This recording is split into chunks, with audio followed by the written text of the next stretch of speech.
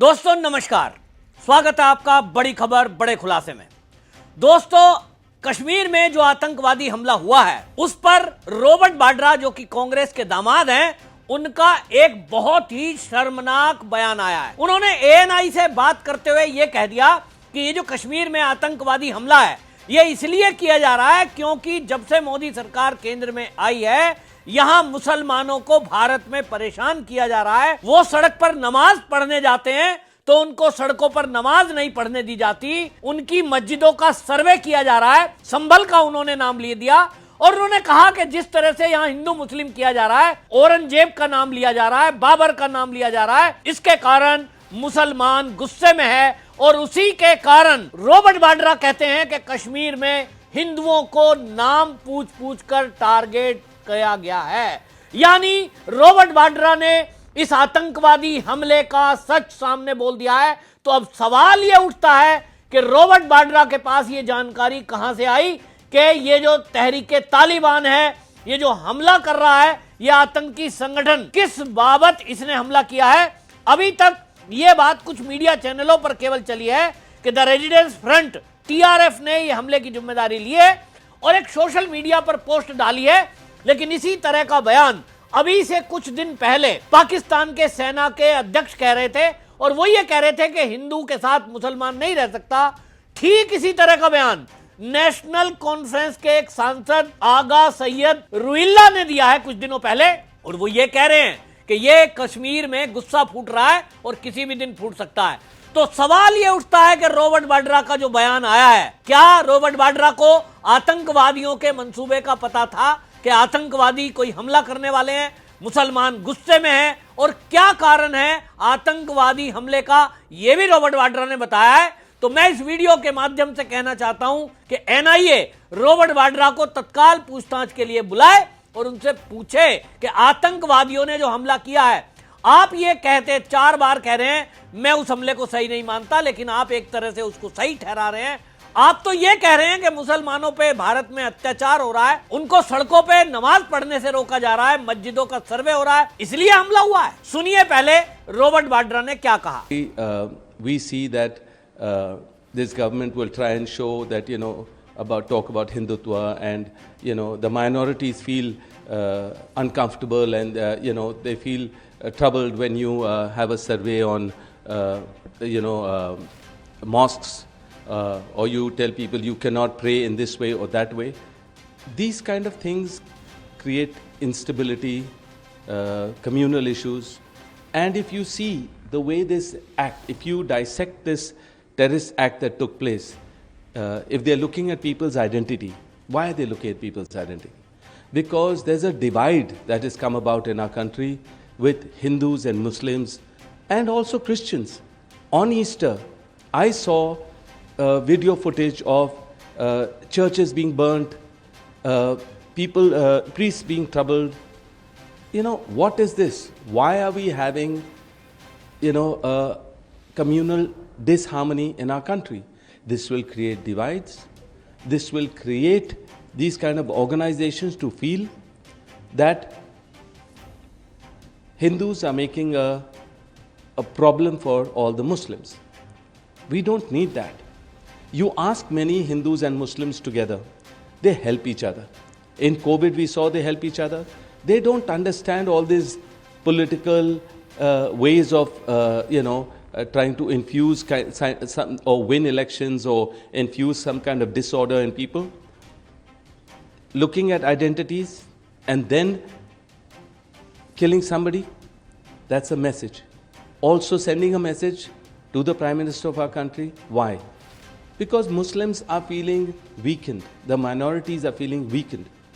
I know that 2 weeks before I was summoned by the ED, I talked for the minorities. I said that, when you're going to stop minorities or Muslims from basically saying their prayers on spilling over from their mosque to the road, or on roofs of their homes, or you have a survey of the mosques that, there's a temple under that or there's a statue under that, or you tell them that Babur and Aurangzeb, negative thoughts about that. Yes, there'll be a divide, and people will not appreciate that in our country, and communal disharmony will create this. And I totally feel that this act is wrong. I condemn it, and I feel that whatever their cause is, this is the weakest way of uprising your cause. So I feel that innocent people are dead. I feel really terrible for the families. Internationally also people are looking at this. And even overseas, when you see terrorism only creates fear, and it doesn't create progress. But if people unite and stick together, forget about, because terrorism doesn't really see religion, is what I've told. But in this case, I feel that the way they filtered or selected people who they killed was very candid and clear. So I feel that being secular in our country is the key of progress, unity, and for us to be united and strong is the only way the next generations will want to stay in our country. There'll be brotherhood, and I feel it only comes from a misuse in politics where religion is concerned and all that. That's why religion and politics should be separate, and do not use it, because this will only cause more and more cases as such, which is harmful for every religion, every person. And we all are, everybody's focus is on Kashmir today. Kashmir is a beautiful place in our country. People were going there as tourists. This is the season for people to have employment. And today, nobody's going to go to Kashmir now, keeping this incident in mind. Amarnath devotees were going to go to Amarnath for their prayers and spiritually, but they're not going to be able to go there. How much are we going to tell our own forces to be more strong, be more this thing? This has to be coming from the top, that we feel secure, we feel we feel secular in our country, and we will not see these kind of acts happening, is what I truly feel. सुना आपने, Robert Vadra साफ साफ उन आतंकवादियों को एक तरह से डिफेंड करने की कोशिश कर रहे हैं। रॉबर्ट वाड्रा की माने तो वो ये कह रहे हैं कि जब मस्जिदों के बाहर ये सड़कों पर नमाज पढ़ें तो इनको रोका ना जाए, ये सरकारी जमीनों पे कब्जा करें तो इनको रोका ना जाए, मस्जिदों को, मंदिरों को तोड़कर जो बनाया गया है उनको वापस ना लिया जाए। आपको याद होगा कि यही वो कांग्रेस है, यही वो वामपंथी दल है, और कांग्रेस ने भी राम मंदिर का विरोध किया था। जिस दिन राम मंदिर का फैसला हिंदुओं के हित में आया, पूरे कांग्रेसी बौखलाए हुए थे और बात तक भी ये कहते रहे थे, हमेशा भारतीय जनता पार्टी को टारगेट करते थे कि मंदिर वहीं बनाएंगे, कहते हैं तारीख नहीं बताते। लेकिन जब कोर्ट से फैसला आ गया, उसके बाद जिस जज ने ये फैसला दिया था उस जज को भी टारगेट करते थे। और ये कपिल सिब्बल का बयान था, वो कह रहा था क्या समझौता हुआ है, क्या देना तय हुआ है, यानी वो कहीं ना कहीं एक टारगेट कर रहा था सीजेआई को कि कुछ ना कुछ ले देकर ये फैसला हुआ है। यानी कपिल सिब्बल जो ये कह रहा था कि राम का अस्तित्व ही नहीं है, उसको लगता था कि ये फैसला हिंदुओं के पक्ष में आ कैसे गया, यानी हिंदुओं के पक्ष में कुछ भी फैसला आ जाए ये उसके विरोध में थे। आज रॉबर्ट वाड्रा ने कश्मीर के आतंकवादी हमले को भी एक तरह से जायज ठहराया। दो भाषा बोल रहे हैं, लेकिन एक तरह से वो बार बार कह रहे हैं कि मुसलमानों पे अत्याचार हो रहा है, इसलिए मुसलमान गुस्से में है। ठीक वही भाषा जो अलगाववादी बोलते हैं, ये रॉबर्ट वाड्रा ने बोली है। इनका पूरा इकोसिस्टम सोशल मीडिया पर आप देख लीजिए, लगातार आतंकवादियों के बचाव में उतरा है और कोशिश में लगा है कि ये धार्मिक आतंकवाद नहीं है, हिंदुओं को नाम पूछकर नहीं मारा साहब। एक तो मुसलमान भी मर गया है, तो वो एक मुसलमान कैसे मर गया? 26 लोगों को गोली मारी गई है, 8 घायल हैं, यानी लगभग 30 लोगों को गोली लगी है, उनमें से एक मुसलमान को भी गोली लग गई। तो ये पूछ रहे हैं कि एक मुसलमान भी तो मारा गया है। AK-47 से 121 राउंड एक बार में निकलते हैं, और वो जो बौछार होती है गोलियों की, उसमें एक व्यक्ति खड़ा है जो मुसलमान भी है, और वो इकट्ठा मारा जाता है बीच में, और वो भी नैरेटिव गढ़ने के लिए जानबूझकर एक व्यक्ति को मारा गया, ताकि इसी तरह एक नैरेटिव चलाया जाए कि ये कोई इस तरह का हमला नहीं है। जबकि जो आतंकी संगठन है TRF, उसने बाकायदा सोशल मीडिया पर पोस्ट डाली है, मीडिया चैनलों को अपनी पोस्ट डालते हुए जिम्मेदारी ली है और उसने कहा कि हमने इन हिंदुओं को इसलिए टारगेट किया है और हम आगे भी करेंगे क्योंकि मोदी सरकार ने 80,000 नागरिकों को यहां कश्मीर में नागरिकता देने का काम किया है, बचाने का काम किया है। कपिल सिब्बल को सुनिए, कपिल सिब्बल भी वही भाषा बोल रहे हैं जो टीआरएफ ने अपनी पोस्ट में लिखा है। सुनिए कपिल सिब्बल ने क्या कहा है। It is a very carefully planned attack, right, to target innocent people.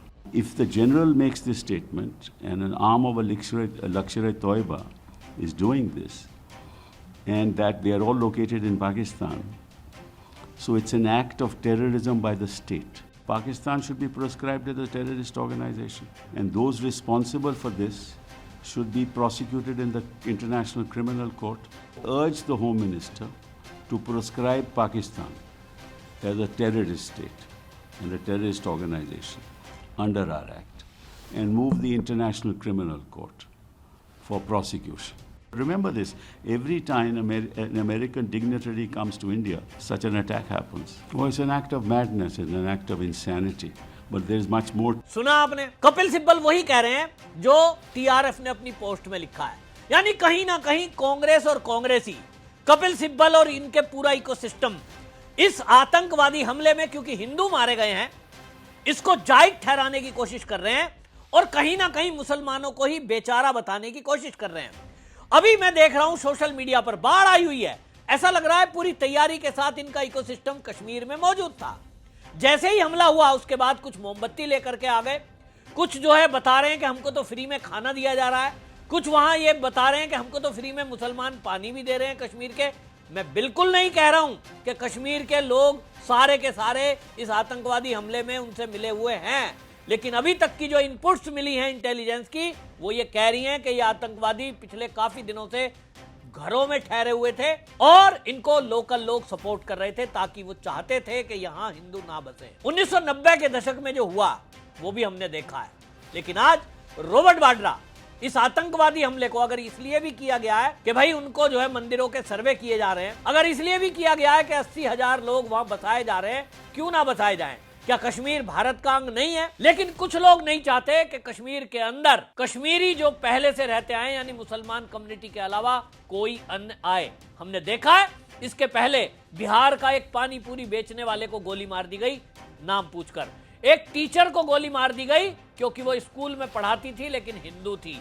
Targeted killing पहले से होती रही है और वो एक ही मकसद है कि यहां मुसलमानों के अलावा कश्मीर में किसी और को जगह ना मिले, दहशत में यहां से छोड़ के चले जाए।